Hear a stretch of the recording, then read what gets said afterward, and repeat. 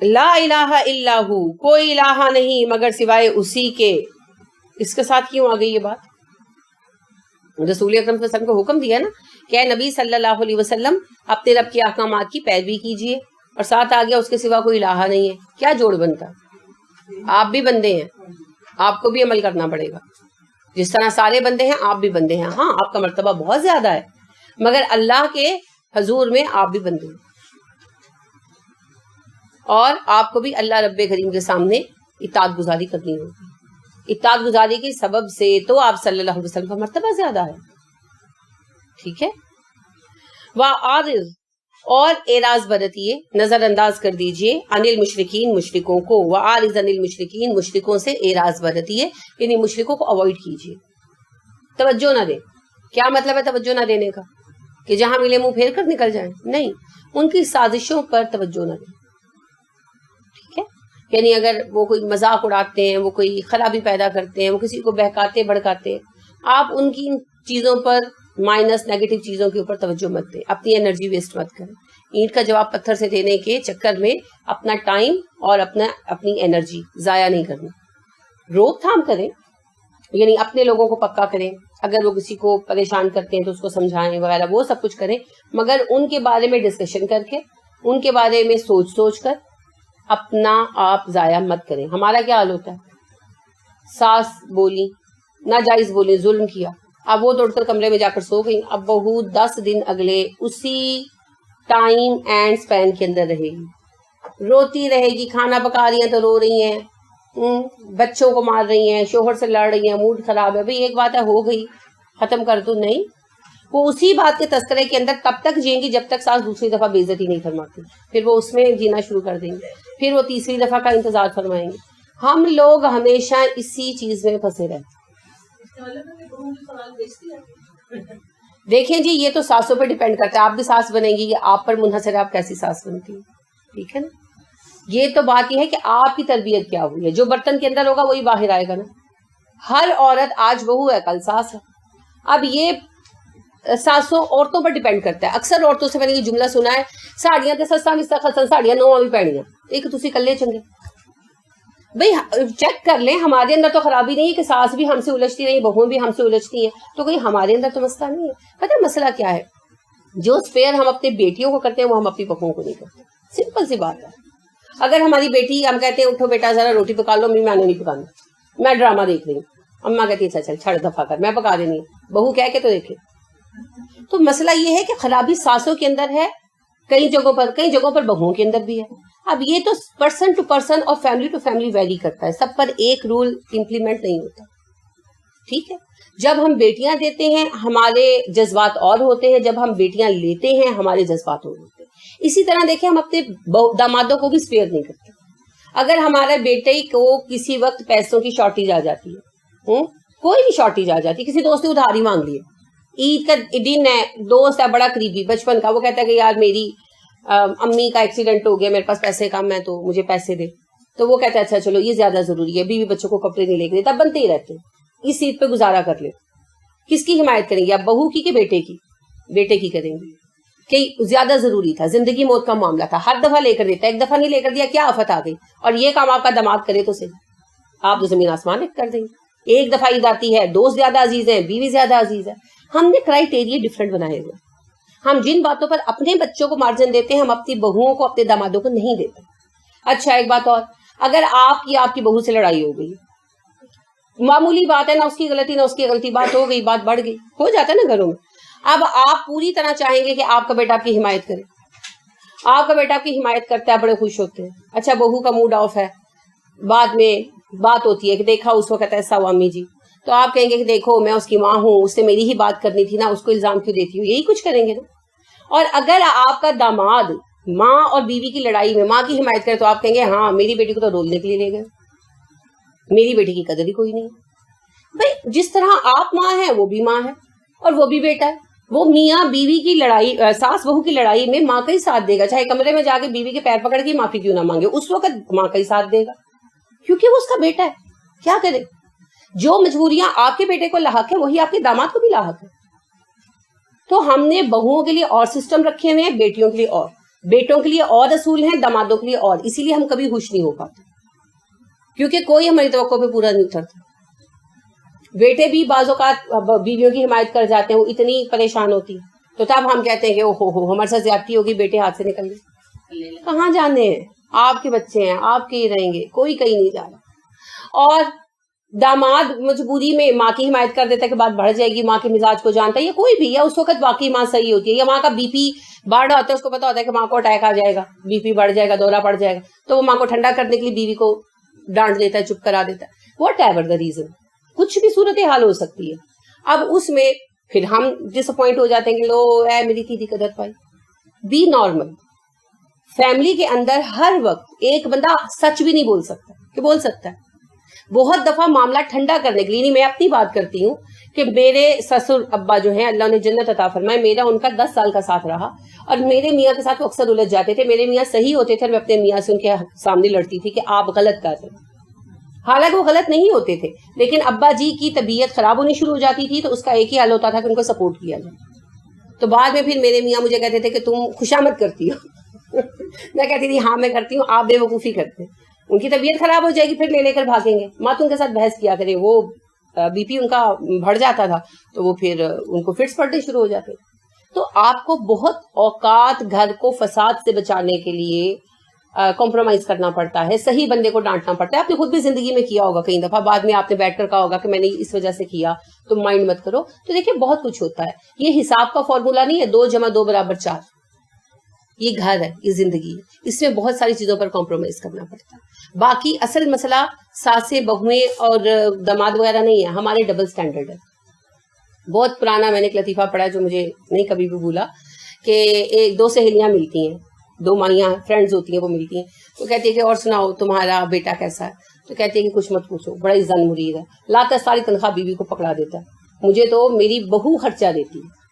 تو نہ وہ کہتی ہے کہ اچھا چلو خیر دفعہ کرو، تم بتاؤ تمہاری بیٹی کیسی ہے؟ وہ کہتی ہے میری بیٹی بہت اچھی ہے، میرا داماد بہت ہی اچھا انسان ہے، جتنی تنخواہ لاتا ہے میری بیٹی کے ہاتھ میں دیتا ہے، وہ جس کو جو چاہے دے. تو پتہ ہے یہ فرق جو ہے نا، یہ اس طرح سے ہے. اگر ہم تھوڑا سا لاجیکل ہو کے سوچیں گے نا تو ہمیں نظر آئے گا کہ دوسرے بہت مجبور ہوتے ہیں، خاص طور پر گھر کے اندر بہت مجبور ہوتے ہیں، اور ان کو بہت کچھ اس لیے کرنا پڑتا ہے کہ ساروں کو ساتھ لے کر چل سکے، اور تھوڑے عرصے میں چیزیں اپنی اپنی جگہ پر سیٹ بھی ہو جاتی ہیں. بس تھوڑا سا ٹائم دینا چاہیے، تھوڑا سا مارجن دینا چاہیے. باقی یہ جو ہے کہ کیا بہوؤں کو ڈانٹ ڈپٹ کرنی چاہیے، اسی طرح کا حق ہے جس طرح کا بیٹیوں پر ہے. ٹھیک ہے، یعنی جیسے ہم بیٹیوں کو غلطی پر ڈانٹ سکتے لیکن نرمی سب سے اچھی چیز. رسول اکرم صلی اللہ علیہ وسلم نے ارشاد فرمایا ایک چیز ایسی ہے جو جس چیز میں شامل ہوتی ہے اسے خوبصورت بنا دیتی ہے، اور جس چیز میں سے نکل جاتی ہے اس کو بدنما بنا دیتی ہے، اور وہ ہے الرفق، نرمی. تو جو کام آپ محبت سے اپنی بچیوں سے لے سکتے ہیں، یہ بچیاں بمانے بہوؤں سے لے سکتے ہیں، آپ سختی سے نہیں لے سکتے. اب یہ ہے کہ اللہ ہمیں نرمی عطا کرے اور دلوں سے سختی نکالے اور رشتوں کو اپنانے کی توفیق دے. ٹھیک ہے، ہاں یہ جو ہے نا بڑائی ہے ہمارے اندر بہت زیادہ اسٹیبلش ہے. ہاں جی، حالانکہ بڑے کو شفیق ہونا چاہیے. ہمارے ہاں بڑے کے ساتھ جو ہے نا ڈانٹ ڈپٹ منسلک ہے، نہیں بڑے کے تصور کے ساتھ ہی آتا ہے کہ بڑا ہے تو بس ڈنڈا پکڑا ہوگا اور بس تو یہاں سے گزرا ٹھا، تو وہاں پہ بیٹھا ٹھا، تصور یہی ہے نا. حالانکہ بڑے کے تصور کے ساتھ اصل چیز کیا نتھی ہونی چاہیے؟ شفقت، شفیق ہونا، سنبھال لینا، بات سننا، پیار کرنا. لیکن ہمارے دلوں کی تنگیوں کی وجہ سے شفقت بہت کم. ہمارے بڑے جو ہیں وہ اگر انہیں کوئی کہہ بھی دے تو وہ اس بات میں بڑے ہوتے ہیں، یہ کل کی ہیں اور اب ہمیں کہہ، وہی میں نے عرض کیا نا، ہم بڑے بہت ہو گئے، ہم بڑے بہت ہو گئے، اتنے بڑے ہو گئے کہ ہم کسی کی بات سننا کا وعدہ ہی نہیں کرتے. ہم اتنے بڑے ہو گئے. عمر بن عبدالعزیز رحمۃ اللہ تعالی علیہ جب خلیفہ بنے تو پہلا دن تھا، سارے دن سے ادھر ادھر کام کر رہے تھے. تو شام کو دوپہر کو کیلولے کے لیے لیٹے تو کچھ لوگ ملنے آ گئے. تو ان کے بیٹے آئے محمد، تو انہوں نے آ کر کہا کہ جی آپ سے ملنے کے لیے آئے ہیں. تو کہنے لگے کہ بیٹے میں تھک گیا ہوں تو میں ذرا کیلولا کر لوں. ان کو کہو کہ میں بعد میں ملتا ہوں.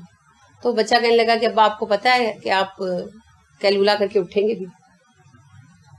بحیثیت خلیفہ تو آپ کا فرض ہے نا، وہ آ چکے ہیں، تو اگر آپ مر گئے تو انہوں نے یہ نہیں کہا کہ اچھا تو میرے مرندی آس لا کے بیٹھے ہیں. انہوں نے اس کا ماتھا چوما, انہوں نے کہا بیٹا تم نے مجھے بہت اچھی بات سمجھائی کہ بحیثیت خلیفہ, انہوں نے کہا کہ اگر آپ مر گئے تو آپ سے کوشچن ہو سکتا ہے نا کہ جو آئے تھے تم ملے کیوں نہیں, تو اگر آپ مر گئے اور تو کیا ہوگا. تو انہوں نے یہ نہیں کہا, حالانکہ تقویٰ کا بہت اعلیٰ درجہ ہے, لیکن وہ کہہ سکتے تھے کہ یعنی کہ بھائی کیا ہو گیا, اگر میں مر ہی گیا تو میں اس نیت سے تو نہیں نا سو رہا کہ بھائی میں نے کام نہیں کرنا, یہ کبھی بھی ریسٹ ہی کر رہا ہوں, کیلولا بھی سننا تھا, 10 بحثیں ہو سکتی تھی. اصل بات یہ ہے کہ بچے نے بہت ہی اعلیٰ درجے کی ایک بات کہی تھی, تو انہوں نے اس کو محاذ نہیں بنا لیا کہ تو چھوٹا, تیری ہمت کی میں تو میں نے کیا. انہوں نے ان کا ماتھا چوما اپنے بیٹے کا اور کہا بیٹے تم نے مجھے بہت اچھی بات بتائی. تو ہم لوگ نا زیادہ ہی بڑے ہو جاتے ہیں, اور اصل میں یہ بڑائی نہیں ہے, یہ انا ہے, ایگو. میرا بیٹا مجھ سے یہ کہہ رہا ہے کہ ابا اب غلط ہے, تو ابراہیم کے ابا کو کیا ہوا تھا, یہی تو ہوا تھا. تو کہہ رہا ہے تجھے وہ علم ملا جو مجھے نہیں ملا, کالدہ جمیا. تو یہ جو سوچ ہے نا, اس کا کوئی حل نہیں, اس کا کوئی حل نہیں. گھروں میں عام طور پر مائیں بھی بچوں کے ساتھ کرتی ہیں, جیسے آپ کہیں دے کہ امی یہ ٹوٹکے سے کچھ نہیں ہوگا, جیسے زخم لگ جائے, پیپ پڑ جائے تو کیا کہتے ہیں پیاز بن لو, پیاز بننے سے کیا ہوگا, کچھ نہیں ہوگا. اتنے اچھے اچھے اینٹی سیپٹک ملتے ہیں, لاؤ صاف کرو, خالی بینڈیج ہی لگا دو, سینی پلاسٹک لگا دو, زخم ٹھیک ہو جائے گا. اب وہ کہتی ہیں ہاں تسی کل دے جمے, تسی انج کیتا, تسی یہ سمجھا, تسی وہ سمجھا. میں ابھی میری جب میں پنڈی گئی ہوئی تھی تو کچھ عزیز میری ایک وہاں ہیں, تو ان سے ملنے کے, ان کی ایک بچی ڈسیبل ہے, مینٹلی ریٹارڈیڈ. تو ویسے تو ماشاء اللہ وہ 15 سال کی ہوگی, مگر اس کی ذہنی عمر 2.5 سال کے بچے جتنی. تو اس کی دادی, اب وہ مینٹلی ریٹارڈیڈ بچی ہے, اس کی دادی کہتی ہیں اینو سارا مسئلہ اس وجہ تو ایسی ماں نے کبھی مالش نہیں کی تھی, چلو سارا ذمہ ماں کے اوپر. اب ان چیزوں کو کون کیا کرے. وہ کچن میں تھی, پھر وہ یعنی کہ ان کی میری بہت دوستی ہے, تو ہنسنے لگی, کہتی ہے میں تو یہ جب سے پیدا ہوئی ہے نا, اس کا نام بھی حفصہ ہے, تو کہنے لگی حفصہ جب سے پیدا ہوئی ہے میں تو یہی سن رہی ہوں. میں نے کہا بس صبر کرو, ان لوگوں کو سمجھایا نہیں جا سکتا. ایک بچی مینٹلی ریٹارڈیڈ ہے, اس کے ذہن کی گروتھ ہو ہی نہیں رہی ہے, وہ ذہن بڑھ ہی نہیں رہا ہے, اس کا مالک سے کیا تعلق آ گیا. تو مینٹلی ریٹارڈیڈ ہے تو اس طرح چلتی بھی نہیں. ظاہری بات ہے وہ ساری صلاحیتیں, میں نے کہا نا اس کی ذہنی عمر جو ہے وہ 2.5-3 سال کے بچے کی, تو زیادہ کرال ہی کرتی رہتی ہے, اس کو پکڑ کر تھوڑا سا چلا لیتے ہیں, وہ کرال ہی کرتی رہتی ہے. تو اب وہ کہنے لگی کہ یہ اس لیے نہیں چلتی کہ اس نے مالش ہی نہیں کی. اس لاجک کا کوئی حل ہے آپ کے پاس؟ دادی تھی نا, نہیں یہ تو بحث ہے نا جو چھیڑی جا سکتی ہے. بات صرف یہ ہے کہ کیا اس چیز کو کسی لاجک سے ان کے دماغ میں ڈالا جا سکتا ہے. دنیا کے یعنی بہترین ڈاکٹرز کے پاس ہو گئے, وہ اس کی رپورٹیں امریکہ تک لے کر گئے, انہوں نے کہا کہ اس کا علاج نہیں, اس کا ذہن بڑھ نہیں رہا, اس کا ذہن رک چکا ہے, اس کا کوئی علاج نہیں. اللہ سے دعا کریں اگر کبھی اس کا ذہن چل پڑا. تو اس چیز کو بھی ہم ایک بندے پر ڈال رہے ہیں, یہ پتہ کیا ہے, ان لاجیکل رویے. اور وہی بات ہے, ہم بڑے ہیں, جو ہم کہہ رہے ہیں وہ صحیح ہے. یہ بڑائی نہیں ہے, یہ جو ہے نا فیک ایگو ہے, جھوٹی انا ہے, ہٹ دھرمی ہے, ضد ہے. اس کا کوئی حل نہیں. ان چیزوں پر صرف عقل مند افراد کیا کرتے ہیں, صبر. تو جیسے حالی نے کہا تھا نا, حالی کو کسی نے خط لکھا اور اس میں بہت ان کو برا بلا کہا, تو ان کے ساتھیوں نے کہا کہ جواب کیوں نہیں لکھتے. انہوں نے کہا اگر گدھا تمہیں لات مارے تم کیا جواب دو گے. تو وہی بات ہے, یہ گدھے کی لات ہے, اس کو کھا کر آگے گزر جائے, کیا کیا جائے. اب گدھے کو لات ماریں گے بھی تو کیا ہوگا. تو لہٰذا مزید لات کھانے سے بہتر ہے جگہ چھوڑ دو, گدھے کو اس کا کام کرنے دو. آپ فیملیز میں ریلیشنز میں جو اپنے بیہیویئر سے اور صبر کے ساتھ اور ٹائم ڈیوریشن سے اس چیز کو کسی حد تک اوور کم کر لیتی ہے, لیکن انسٹیٹیوٹس میں ابھی چیز کافی بڑھتی جا رہی ہے جو ہمارے وقت میں تھی لیکن اتنی زیادہ نہیں تھی. بلینس, مطلب آپ کا کلاس سے بھی کوئی ریلیونٹ نہیں ہے, وہ اسٹوڈینٹ مطلب جسٹ گراؤنڈ میں مل رہے ہیں اور وہ کسی کنٹرول میں نہیں ہے. کلاس میں تو پھر ٹیچر کی لمیٹیشن آ جاتی ہے نا. اور یہ جو بلینس ہے اس کو دین ہمیں کیا کہتے ہیں کہ ہم کس حد تک اس کو بیئر کریں, کیونکہ ایسے لوگوں کو جب تک پراپر جواب نہیں نہ دیا جاتا وہ پڑھائی کے لیے ہی جاتے ہیں کہ اچھا یہ تو ایسے ہی ہے جیسے بلی کے ہاتھ پر باندھ کے بٹھا دو, دوسری بلی آگے جتنا محسوس کو مار دے. کیا کرنا چاہیے؟ دیکھیں 2 باتیں. پہلی بات یہ ہے کہ کوشش کریں ایسے لوگوں سے انٹریکشن ہی ختم ہو جائے, یعنی کہ کم ہو جائے, شارٹ ہو جائے. وہ اگر آ کر بیٹھے تو جگہ چھوڑ دیں. اللہ رب کریم نے کہا جب جاہل بات کرتے تو کہتے ہیں السلام علیکم. تو لہٰذا بہترین طریقہ تو یہ ہے کہ جب ایسے لوگ آئیں بہانہ ڈال کر اٹھ جائیں, منہ لگنے کی ضرورت نہیں ہے. کیونکہ جب انسان آگے سے ان کو فیس کرتا ہے نا, کنفرنٹ کرتا ہے, تو پھر سم ٹائم خود بھی غلط ہو جاتا ہے. تو جواب میرے منہ تک آ جائے. इंस्टीट्यूट्स में آپ کے مطلب کا نہیں آئے گا. نہیں بالکل آئے گا کیونکہ وہ میرے سوال کا جواب ہوگا تو یقیناً اس میں کچھ اچھا. میرے لیے ہوگا. ضرور. ایجوکیشنل انسٹیٹیوٹس جو ہیں وہاں پر تو چلو جو آپ کا اسپین ہوتا ہے وہ بڑا ہوتا ہے, یہ چیز ہو سکتی ہے. جیسے مدارس ہیں, اسٹوڈینٹس بھی گنے چنے ہیں اور وہ ٹیچرز نے بعض کو ہیڈ بنایا ہوا ہوتا ہے اور وہ پورا ٹرسٹ کر رہے ہوتے ہیں, اور وہ بچہ آگے سے جو مرضی ریلیز کر رہا ہے جس مرضی کے ساتھ, زبان کے حوالے سے یا مونیٹرنگ کے حوالے سے یا ٹارچرنگ کے حوالے سے, تو اس کا کیا حل کیا جائے؟ یہ دو الگ الگ سوال ہیں. ویسے آپ کبھی مجھ سے حسب منشا جواب نہیں پا سکتے. I am a hard nut to solve.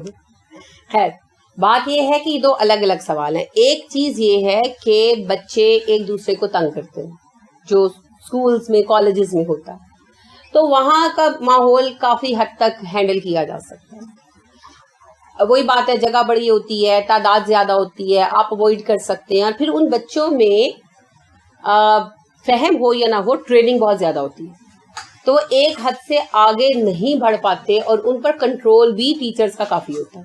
ٹھیک ہے, ادارے کا ایک اپنا سسٹم ہوتا ہے, تو وہاں پر یہ معاملات بڑھتے نہیں ہیں. اب آئے مدرسے کی بات. مدرسے میں دو مسئلے ہیں. ایک, کوئی ایڈمنسٹریشن نہیں, دوسرا استاد ہیں کام چور. وہ ایک بچے کو مانیٹر بنا کر خود جا کر پتہ نہیں کیا کرتے رہتے. میرا مستقل تجربہ ہے, آبزرویٹری ایکسپیرینس ہے. استاد کلاس میں نہیں ہوتے, آئی ڈونٹ نو کیا کرتے ہیں, کہیں اور جا کے پڑھاتے ہیں یا کیا کرتے ہیں. وہ ایک بچے کا یا دو بچے کا سبق سنتے ہیں جو ان کے منظور نظر ہوتے ہیں, اور ان بچوں کو باقی ساروں کا سبق سننے پہ لگا کے خود نکل جاتے ہیں.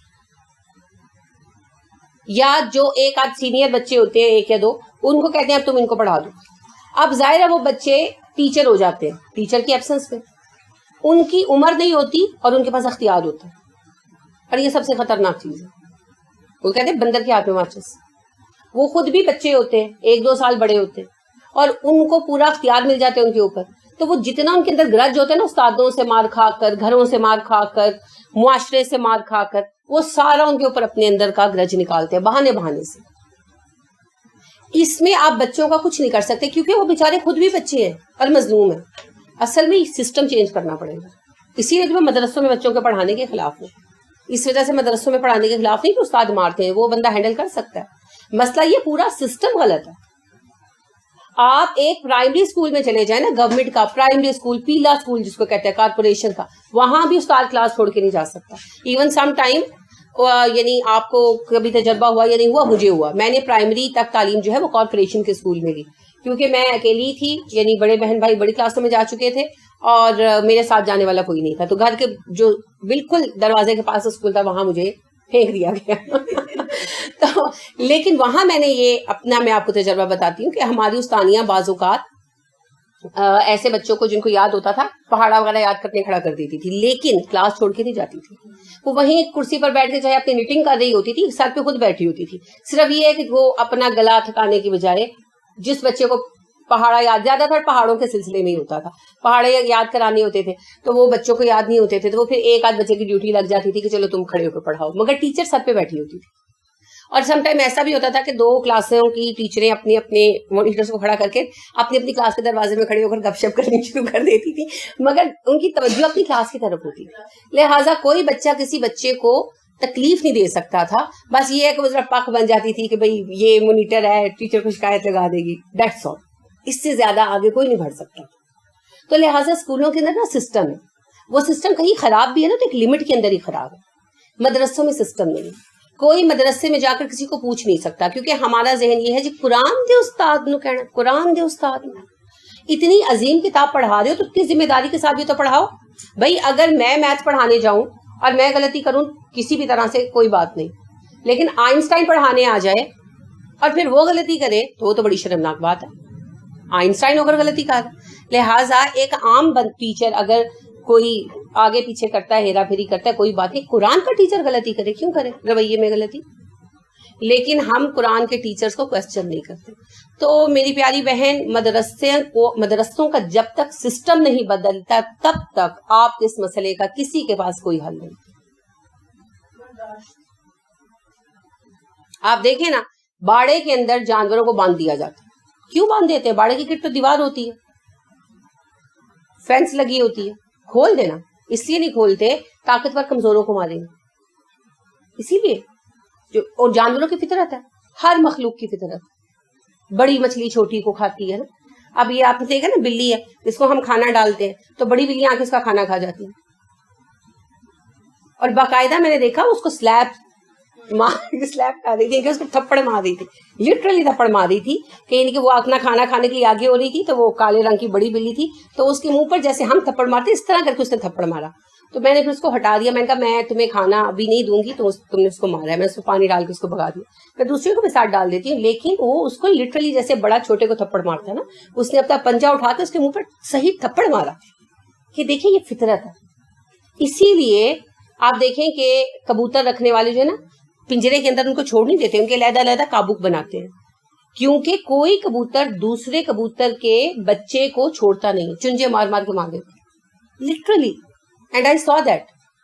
میرے ماموں نے کبوتر رکھے ہوئے تھے, تو ایک جو ہے وہ کبوتر کا بچہ جب چلنے والا ہوا تو دوسرے کبوتر کے اس میں چلا گیا, تو انہوں نے مار مار کے اس کے پر اتار چھوڑے, اتنا مارا اس کے زخم پڑے ہوئے نا. تو وہ میرے ماموں نکال کر لائے, اس کو ہلدی وغیرہ لگا, تو میں نے کہا کیا ہوا اس کو, تو کہنے لگے دوسرے کبوتر کے نا کھڈے میں چلا گیا تھا.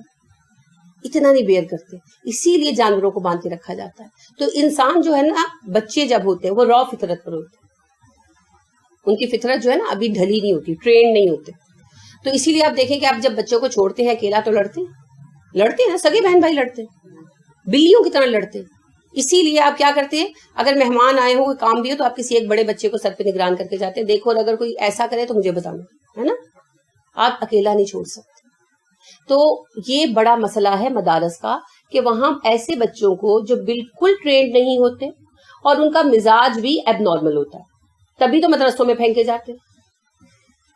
میری پوری زندگی میں آپ واحد خاتون ہیں جنہوں نے بائی چوائس اپنے بچے کو ڈالا ہے, نارمل بچے کو, ورنہ لوگ انہی بچوں کو ڈالتے ہیں جو نکمے ہوتے ہیں, کہیں نہیں چل رہے ہوتے.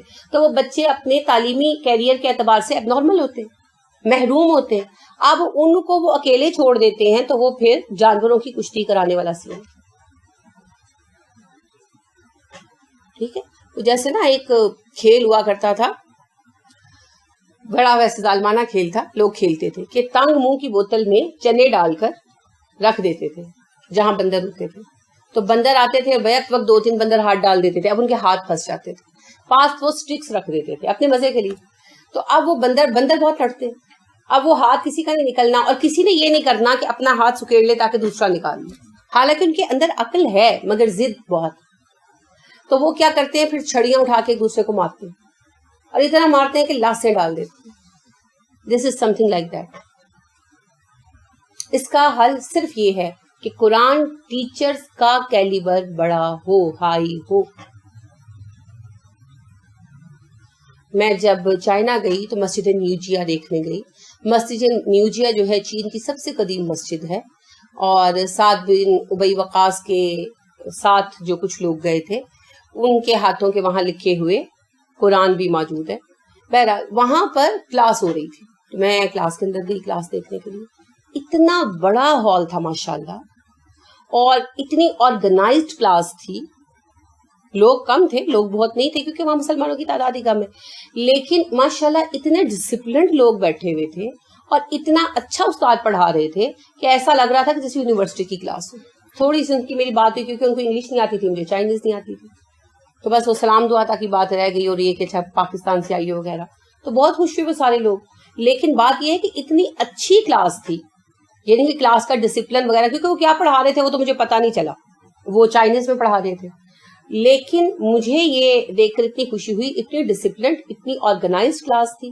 سارے بڑے طریقے سے بیٹھے ہوئے تھے, صاف ستھرا روم تھا, اور ٹیچر باقاعدہ پوری دلچسپی کے ساتھ پڑھا رہے تھے. مجھے یہ بھی نہیں پتا ان کو تنخواہ بھی ملتی ہے کہ نہیں ملتی, آئی ڈونٹ نو, کیونکہ میں وہاں سے کچھ بھی پتا نہیں کر پائی زبان کی وجہ سے. وہاں لوگوں کو انگلش کم آتی ہے اور مجھے چائنیز نہیں آتی.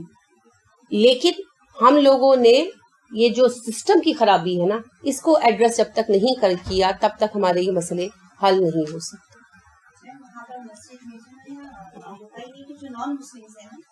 اسے ادھر رکھ دینا ٹیبل پہ. اور جو مسلم ہیں ان کے لیے کوئی ریسٹرکشن نہیں ہے, اور اسی ٹکٹ سے جو ہے نا مسجد کی مینٹیننس اور یہ ٹیچرز وغیرہ کی جو ہے نا یہ مینٹین کرتے ہیں. میرا کزن وہاں پر پی ایچ ڈی کرتا ہے. اچھا وہ آپ چائنا کی بات کر رہی ہیں؟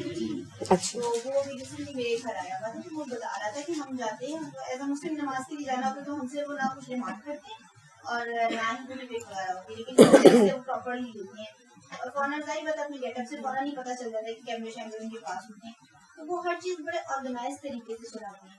اور دوسرا حج پہ جو چیز مجھے دیکھنے کا اتفاق ہوا اور مجھے بہت افسوس ہوا کہ واحد پاکستانی اور انڈینز ایسی ہیں جن کے تلفظ ڈفرینٹ سٹائلز کے ہیں, ورنہ ادر دین کنٹریز کے لوگ اتنی اچھی ماشاءاللہ اسپیشلی انڈونیشیا کے کہ وہ قرت کرتے ہیں کہ سننے کو دل کرتا ہے کہ بندہ کہے کہ آپ پڑھیں اور ہم سنیں. اس کا سبب یہ ہے کہ ہمیں یہ بڑا زوم ہے کہ ہم مسلمان ہیں, وہ بیچارے مسلمان ہوتے ہیں تو لہٰذا وہ کوشش کرتے ہیں. حتیٰ کہ چین کے لوگ بھی, میں حیران ہوتی وہ سیکھتے کیسے ہیں سیریسلی. وہاں میں نے ایک اماں جی چائنیز تھی, ان کو قرآن پڑھتے سنا اور بڑا اچھا پڑھ رہی تھی. قرآن وہ عربی میں پڑھ رہی تھی, بڑا اچھا پڑھ رہی تھی, باقی وہ چائنیز ہی بولتی تھی. تو مجھے واقعی بہت حیرت ہوئی کہ عربی میں کتنے ساؤنڈز ہیں, کتنے ساؤنڈز ہیں بتائیں؟ تو 29 ساؤنڈز ہیں. ہر حرف اصل میں ایک ساؤنڈ ہے نا, تو 29 ساؤنڈز ہیں. اور انگلش میں کتنے ساؤنڈز ہیں؟ سوری اس میں انگلش میں نہیں, چائنیز میں کتنے ساؤنڈز ہیں؟ صرف ایک, چ چ چ چ. اس میں کوئی ساؤنڈ نہیں ہے, وہ ساؤنڈ کی زبان نہیں ہے, وہ غیر سامی زبان ہے, نان سیمیٹک لینگویج ہے. اس میں صرف چ چ چ چھن من شن چن شن, ہمیں تو یہی سمجھ آتی ہے نا. وہ لوگ خود سمجھ جاتے ہیں کیونکہ وہ غیر سامی زبان ہے. اس میں کیریکٹرز, اس میں 200 کیریکٹرز ہیں, وہ کیریکٹرز الیبوریٹ کرتے ہیں. ان کے ہاں ساؤنڈز نہیں ہیں, وہ سوائے چھ چھ چھ کے کچھ نہیں سیکھا. تو پھر بڈھے ویلے میں آ کر مسلمان ہو کر 29 ساؤنڈ سیکھنا کتنی مشقت کی بات ہے. اور وہ ہم سے اچھا پڑھ رہے ہیں, یہ ہمارے لیے ڈوب مرنے کا مقام ہے. کیونکہ ہمارے لیے قرآن صرف وظیفے کی کتاب ہے. سورہ فتح پڑھ لو مقدمہ جیت جاؤ, سورہ یاسین پڑھ لو خوش رہو, اور سورہ واقعہ پڑھ لو رزق پالو, اور سورہ ہاں جی یاسین بالکل. تو یہ چند چیزیں پڑھ لو اور بس اللہ اللہ خیر صلی اللہ. اور گھٹ پڑھنے کی کیا ضرورت ہے, ملے والوں کو بلاؤ, 1000 دفعہ پڑھا لو, کھانا کھلا کے بھیج دو. ابا جی کا ختم دلانا ہے تو مسجد سے بچے بلا لو, کھانا کھلا دو اور بچوں کو بھیج دو. ہاں جی یہ تو ریس ہے نا. اچھا دعا ہو رہی ہے, اللہ جی جو 110 قرآن شریف پڑھے گئے ہیں کس کو بتا رہے ہو؟ اللہ کو تو پتا ہے, کس کو بتا رہے ہو؟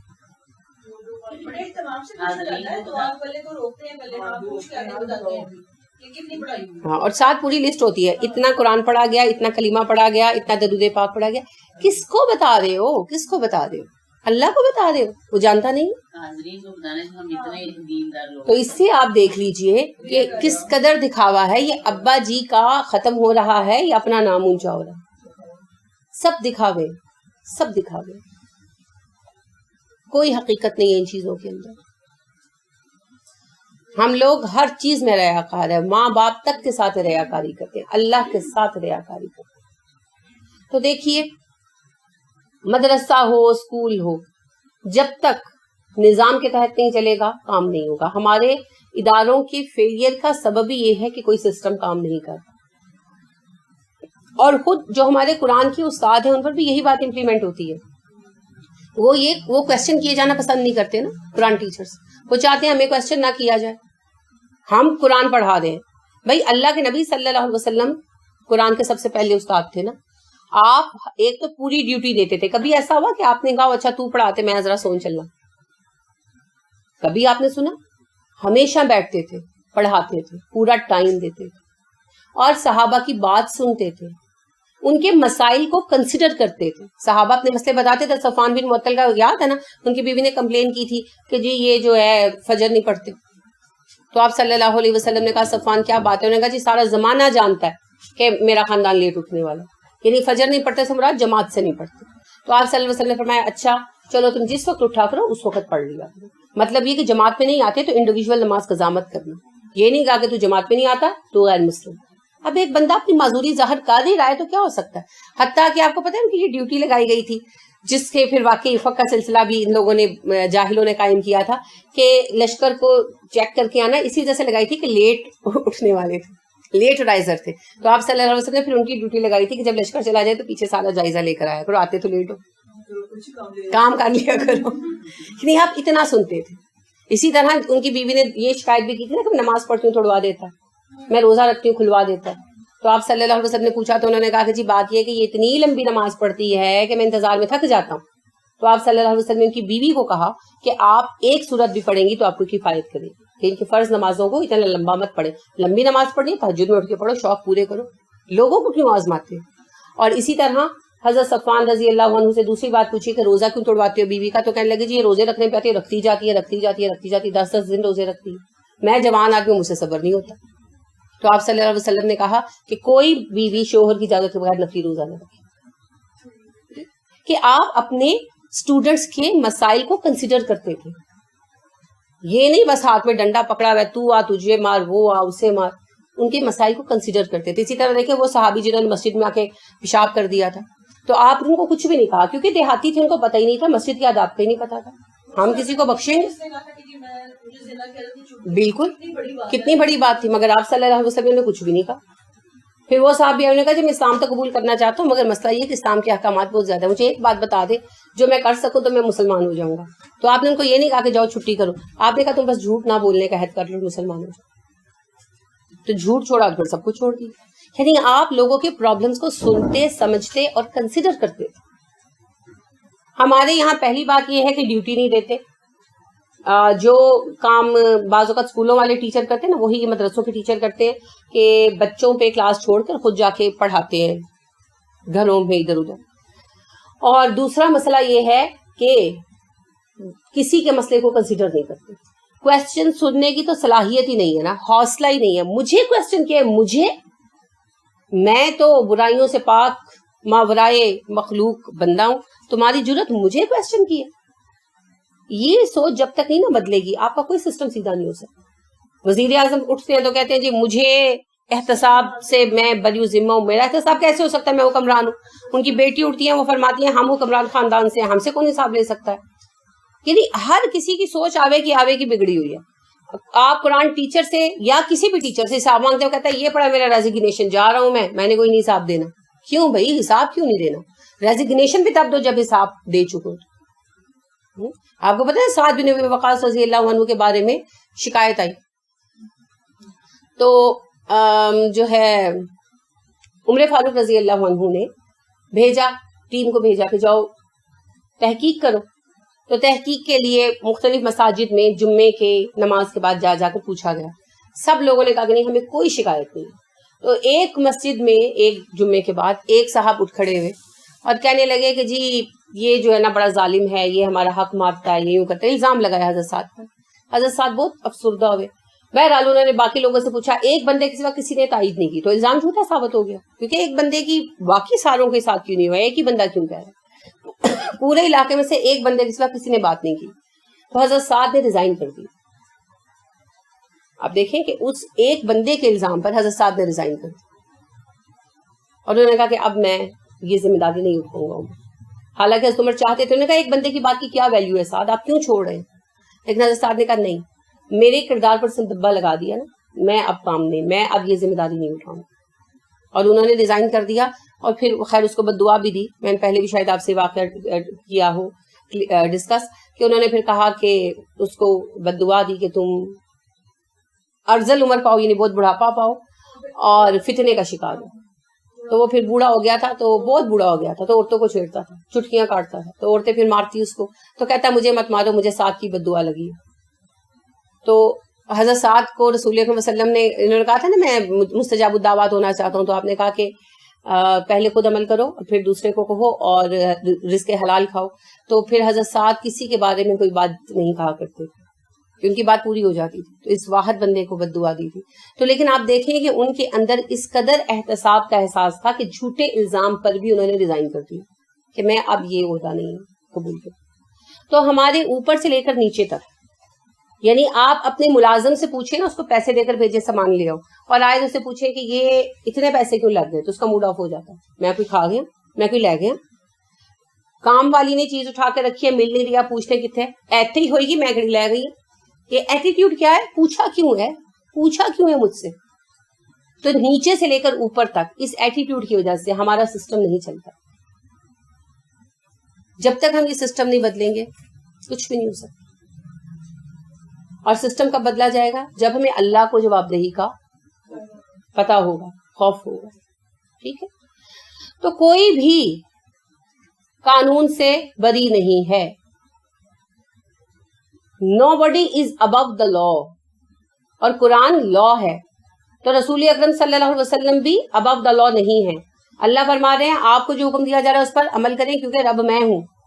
تو پھر سارے پیر فقیر استاد حکمران جو بھی دعویٰ کر رہا ہے اس کو قرآن کے تحت آنا ہوگا اور اس کو کسی طرح کی فوقیت حاصل نہیں ہے. لہذا جو بندہ شریعت پر عمل نہیں کرتا وہ کبھی بھی نیک آدمی نہیں ہو سکتا، چاہے وہ جتنے بھی جھنڈے اٹھائے. اور رہ گئی یہ بات کہ تانوں کی پتا کا آدش کی کردا ہے، ہمیں گھروں میں جھانکنے کا حکم نہیں دیا گیا. ہمیں تو حکم یہ دیا گیا ہے جو ظاہر ہو. رسول اکرم صلی اللہ علیہ وسلم نے کہا تھا نا کہ مجھے دلوں میں جھانکنے کا حکم نہیں دیا گیا. اور عمر فاروق رضی اللہ عنہ نے اپنی پہلی سپیچ میں کہا تھا تقریر خلافت میں، پہلی جو ابو بکر کی قبر پر کھڑے ہو کر جو بات انہوں نے کہی تھی، انہوں نے کہا تھا کہ لوگوں رسول اکرم صلی اللہ علیہ وسلم مر چکے جنہیں اللہ وہی بھیج دیتے تھے. اب ہم تو ظاہر کا یقین کریں گے. کوئی میرے سامنے اچھا ہوگا تو میں اسے اچھا مانوں گا، کوئی میرے سامنے برا ہوگا تو میں اسے برا مانوں گا. اپنے جان و مال مجھ سے بچا لو، میرے سامنے غلط کام مت کرنا کہ سزا نہ پاؤ مجھ سے. لہٰذا جو ظاہر ہے ہم اسی کی بات کریں گے. ہم گھر کے اندر کیمرے لگا کر چیک نہیں کریں گے کہ اچھا یہ سارا دن تو نماز نہیں پڑھتا اس وجہ سے کہ لوگ یہ نہ کہیں کہ یہ نمازی ہے گھر جا کے پڑھتا. یہ کوئی فلسفہ نہیں کہ ہے، یہ کوئی فلسفہ نہیں ہے. وہ جی نیک لوگ اس لیے ایسے رہتے ہیں کہ لوگوں کو ان کی نیکی کا پتہ نہ چلے. یہ کون سے فلسفہ بھائی آپ سنا رہے ہیں؟ سب ڈرامے بازیاں ہیں، شیطان کے ڈھکوسلے ہیں، ان میں بالکل نہیں آنا. جو نیک ہے ظاہراً وہی نیک ہے اور جو ظاہراً برا ہے وہ برا ہے. اب رہ گئے دل کے حال، وہ اللہ نے دیکھنے ہیں، ہم نے نہیں دیکھنے. ٹھیک ہے؟ تو لہٰذا کسی پیر فقیر کے پاس، کسی نانگے صاحب کے پاس جانے سے پہلے یہ سوچ لے کہ وہ شریعت کے کتنا قریب. ٹھیک ہو گیا؟ پھر اس کے پاس جائیں.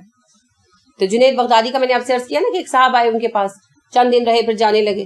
تو جنید بغدادی علیہ الرحمہ نے پوچھا کہ بھئی آئے بھی اپنی مرضی سے جا بھی رہے ہو تو کیا ہوا تمہیں؟ تو کہنے لگا کہ جی میں نے تو آپ کو بڑا تذکرہ سنا تھا اس لیے آیا تھا. تو آپ نے تو کوئی کرامت ہی نہیں، عام سے آدمی ہے.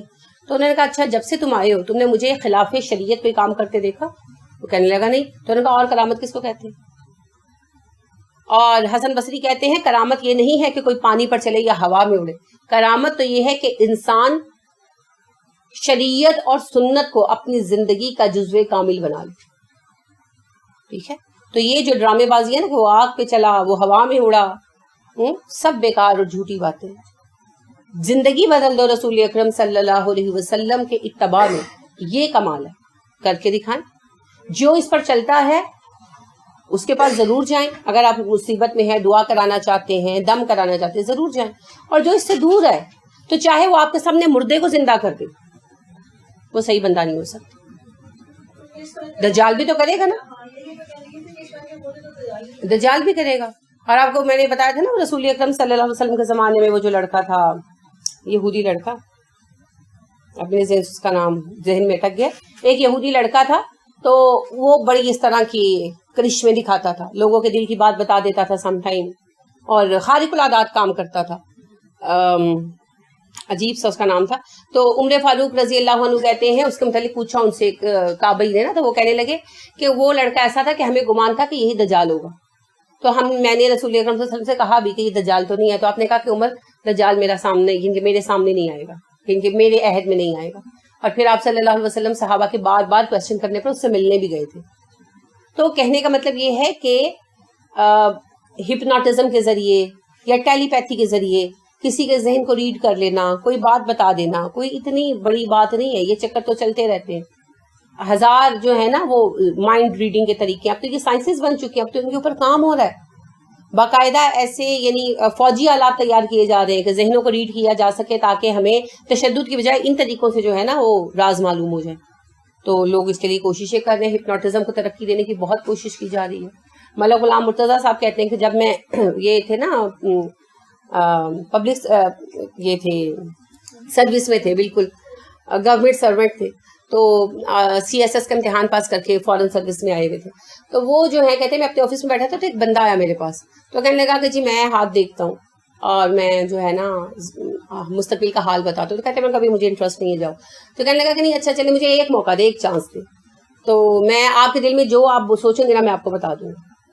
تو کہتے ہیں میں نے کہا اچھا چلو ٹھیک ہے. تو کہتے ہیں اس نے کاغذ پہ وہ بات لکھ کر تو مجھے پکڑائی.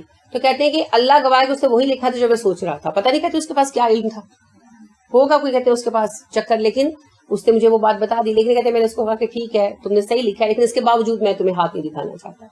تو آپ دیکھیں کہ کیا تھا, ٹیلی پیتھی تھی, ہپنوٹزم تھا, فیس ریڈنگ بھی ہو سکتی ہے, ٹھیک ہے, عرافہ شناس جس کو کہتے ہیں, تو یہ بھی ہو سکتا ہے. اللہ عالم اس کے پاس کیا علم تھا, اس کو کس چیز میں مہارت حاصل تھی. تو بات یہ ہے کہ ان چیزوں پر دھوکہ نہیں کھانا. کرائٹیریا, کسوٹی, پیمانہ ایک ہی ہے, دین پر عمل. جسے نماز کی فکر نہیں ہے وہ کبھی نیک آدمی نہیں ہو سکتا.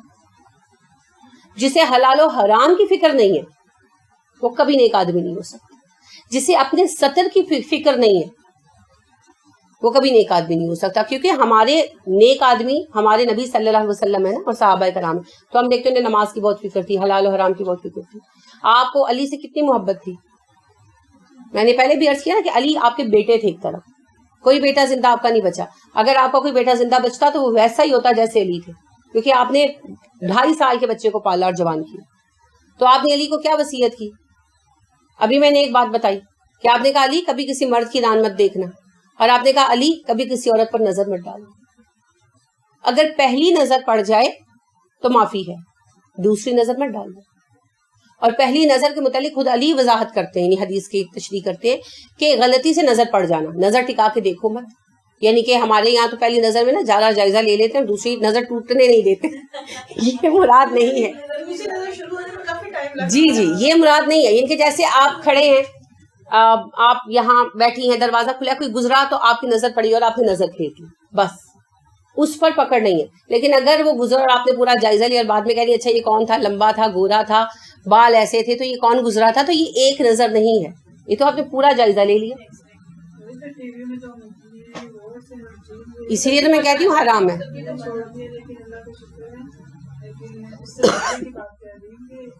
آپ نے چھوڑ دیا اور استغفار کر لی, انشاءاللہ اللہ معاف کر دیں گے. یہ تو اللہ کو اصول ہے. لیکن میں آپ سے یہ عرض کر رہی ہوں کہ میں اسی لیے کہتی ہوں نا کہ ٹی وی دیکھنا ملٹیپل گناہ ہے, اور فلم جا کر دیکھنا اور بھی ایڈیشنل ہو جاتا ہے.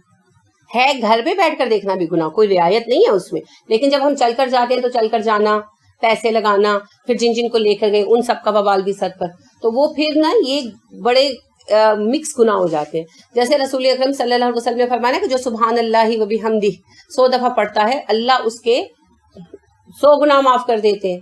تو تم میں سے کون ہے جو دن میں 100 گناہ کرتا ہے؟ اب مسئلہ یہ ہے کہ صحیح بات ہے, اگر ہم ٹی وی کو مائنس کر دیں تو ہم دن میں 100 گناہ نہیں کرتے, ہے نا. لیکن ٹی وی کے ساتھ ہم ہر پر سیکنڈ کے ٹائم میں بہت سارے گناہ بیک وقت کر رہے ہوتے ہیں. تو جب ہم 3 گھنٹے بعد اٹھتے ہیں تو 100 نہیں ہزاروں کا حساب ہوتا ہے, اللہ معاف کرتا ہے.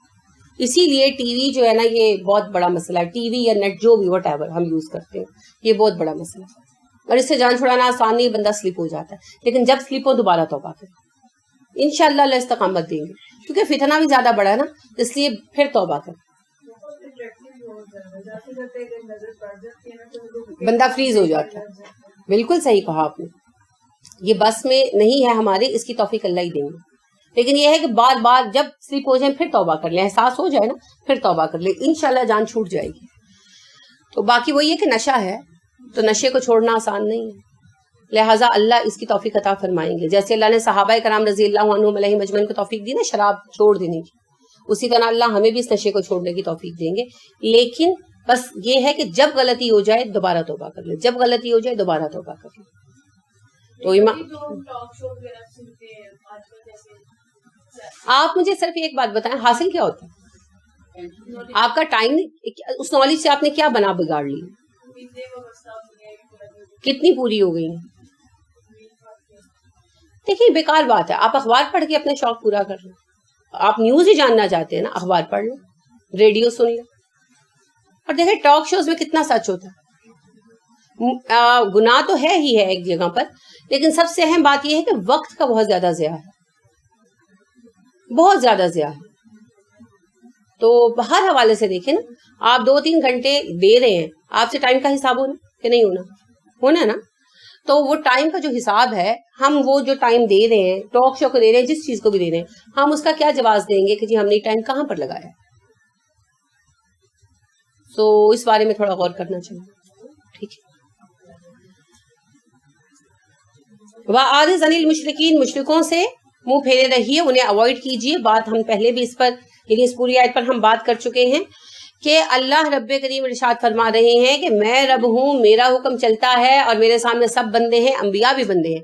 اور جب دین کا کام کرو تو مشرکوں پر توجہ مت دو، رب میں ہوں تو میں سب کو سنبھال لوں گا. وہ مشرک بھی میرے بندے ہیں، میرے بس سے باہر نہیں ہے. تو جب ہمیں دین کا کام کرتے ہوئے رکاوٹ آتی ہے تو رکاوٹ کس کی جانب سے ہوتی ہے؟ اللہ کی جانب سے ہوتی ہے. تو اس سے پریشان نہیں ہونا چاہیے. تم دیے باد مخالف سے نہ گھبرائے، اب یہ تو چلتی ہے تجھے اونچا اڑانے کے لیے، تو لہذا سے پریشان نہیں ہونا. یہ تو سفر کا طریقہ ہے.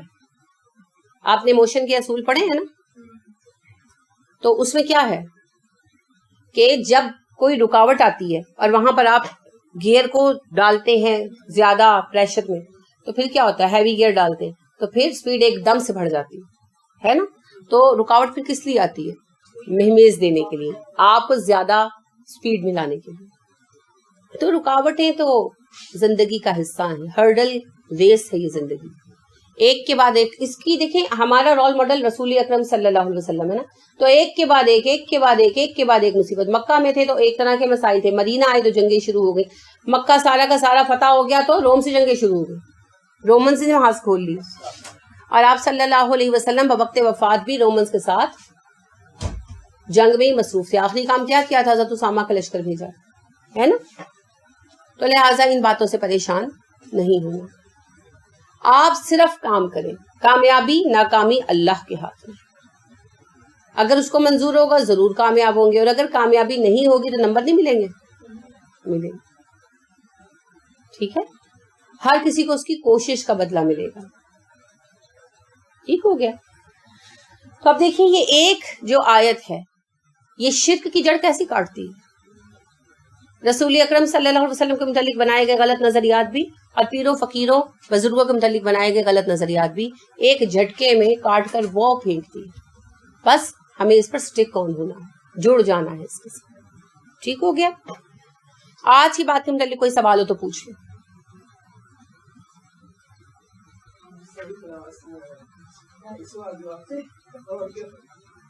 چلیے. سبحانک اللہم و بحمدک ونشہد ان لا الہ الا انت ونستغفرک ونتوب الیک. السلام علیکم ورحمۃ اللہ وبرکاتہ.